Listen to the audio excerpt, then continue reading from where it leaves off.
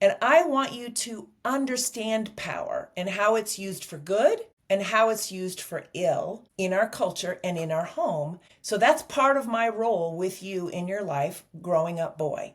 So that's one of the things that we did in our family because I knew he was going to grow up a very good looking white male who is going to have lots of things, who's athletic, going to have lots of things handed to him because he's fitting in a mold that our culture values, right? So I wanted him to have that sensitivity.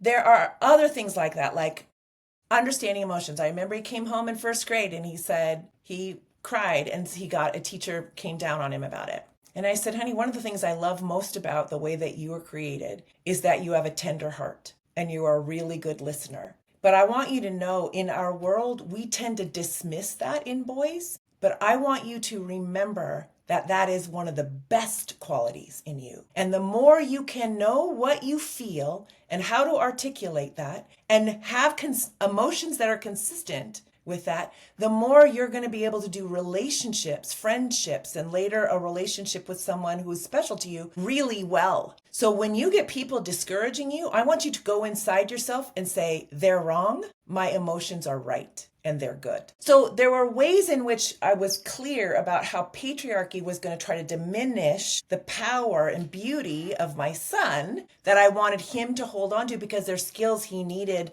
for what make us happiest in our life. There's been an 85-year study at Harvard called the Happiness Study, and it continues to look at what makes us happy, and it's the quality of our relationships, our ability to give and receive love. I wanted those skills to be strong in him, and I was aware of where in culture we tended to diminish them. We focused on your accomplishments, your athletic accomplishments, your school accomplishments, your career accomplishments, and not your relational accomplishments.